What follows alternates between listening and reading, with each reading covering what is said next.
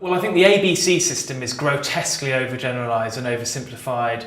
I don't think it's particularly useful. I think its utility in policy making is extremely limited. But my main problem with it, or a more substantial problem with the ABC system, is that it's not primarily there to educate people about drug risk. It's there to determine a hierarchy of punitive sanctions. And there's no evidence that that works. It's not like so if you move a drug up or down, the classification, its use goes up or down accordingly. It's not as if drugs in higher categories are used less than ones in lower categories. There's no evidence to say increasing punitive sanctions are related to lower levels of use. There's no evidence to say punitive sanctions and criminalisation of use has any useful outcomes at all, and yet there's quite a lot, or as a particular or any kind of effective deterrent. The evidence base for deterrence of punitive sanctions is almost zero. The Home Office keeps getting approached and asked for it, or suggests that they do some research on it, and they've yet to produce anything. The evidence-based deterrence is incredibly limited.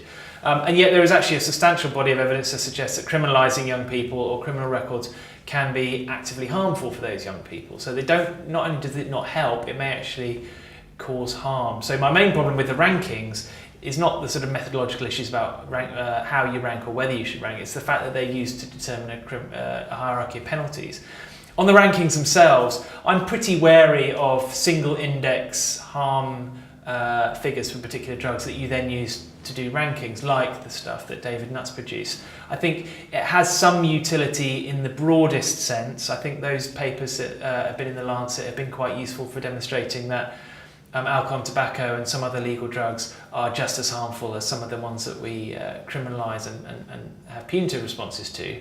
But I think the harm associated with drug is particularly determined by the dosage, the amount you use, your frequency of use, how you take it, the environment you take it in, and your personal physical and mental health at the point when you take it. So to say drug A is more dangerous than drug B is only useful in the very broadest of general terms. For an individual user, it really is quite meaningless. I mean, cocaine, for example, ranges from drinking coca tea in a kind of traditional, Andean culture, all the way up to smoking crack.